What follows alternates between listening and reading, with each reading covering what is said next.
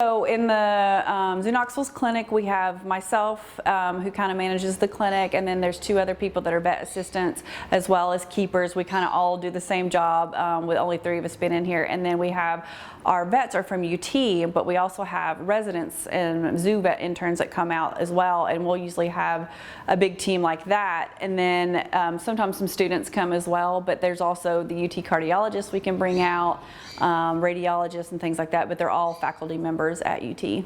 We're not like a small animal clinic, and it's kind of more like a field service. So if you think of a large animal veterinary clinic, you have to make sure that you're able to go do things out in the field. So if we know we're going up, when we do bears, we know where we're doing it at, we know what we can take and what we actually need. So if we know that we're just doing a yearly exam, we'll take vaccinations and things like that. But if we're doing if we know we got to just do a quick, maybe they have like a little lump on that we need to take off, we can do it there. We know like we need to take surgery packs and things like that. Kind of go through our list of who's due for their annual exam, and then from there, kind of who's the most important from that list, and then we get with the curators and go ahead and schedule it. And from that, if we can go ahead and get like the UT cardiologist out, or even UT radiologist out, or someone to come help us with things like that, like echoes. And with the gorillas, sometimes they can, they're known to get heart disease, so we do try to do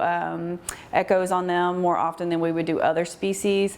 Milo is our older bear that we have here, and we like to he has a little bit of arthritis, so we're going to bring out digital x-ray for him to go ahead and take x-rays of that. But all these guys were due for their yearly exams anyway, so we just decided to go ahead and do everything all at the same time.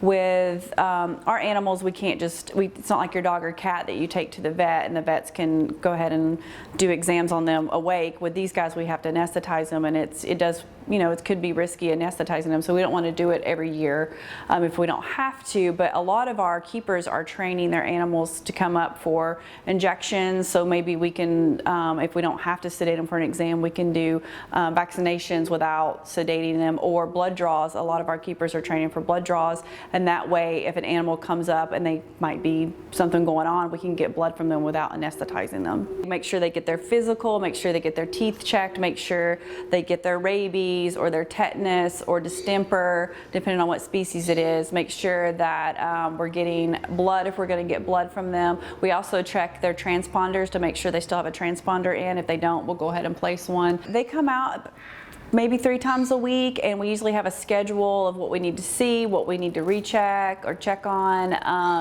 and they bring out, so that we provide a way for the students that want to learn exotic animals and things like that to come out and learn from our animals and learn with our veterinarians on staff. Then we communicate with the curators and our vets to know what's going on and what we need to do for the next day.